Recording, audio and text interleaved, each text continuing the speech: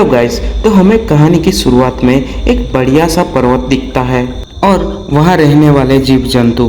और फिर थोड़ी ही देर में उस पर्वत को नींद आने लगती है और वो सो जाता है और सदियाँ बीत जाती है, फिर भी वो नहीं जगता। कई सारी ऋतु निकल जाती है, फिर भी वो सोया रहता है। जैसे जैसे ऋतु बदलती है वो छोटा होता जाता है। वो बड़े से पर्वत में से छोटा सा गोल आकार का बन जाता है। उसकी नींद खुलती है तब वो देखता है कि उसके ऊपर लगा हुआ पेड़ एक इंसान काट रहा है। फिर वो इंसान उस लकड़ी को लेके वहाँ से चला जाता है। फिर उस पर्वत को ज़ोर ज़ोर से आवाज़ें सुनाई देने लगती है जो इंसानों द्वारा हो रही होती है। फिर वो पर्वत वहाँ से निकलता है और वहाँ से चलने लगता है। वो काफ़ी देर से चल रहा होता है।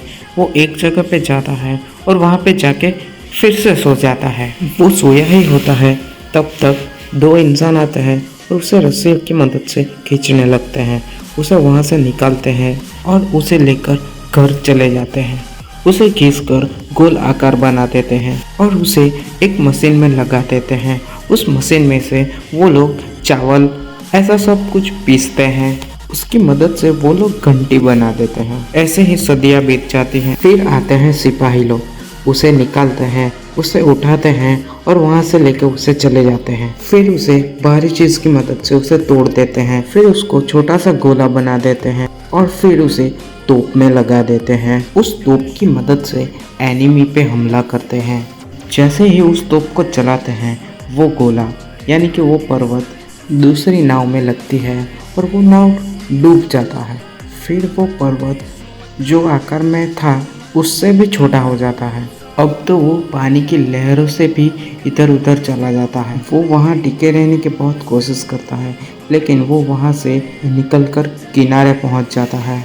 फिर वो वहाँ से उठता है और वो वहाँ से चला जाता है। वो चलते चलते चलते एक जगह पे आके रुक जाता है। वो थक गया होता है इसलिए वो वहाँ पे जगह एडजस्ट करता है और वो वहीं पे सो जाता है।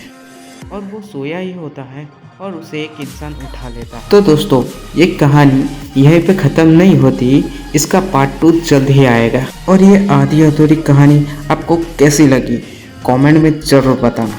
और आपको पार्ट 2 जल्द ही चाहिए तो कमेंट में जल्दी लिखो।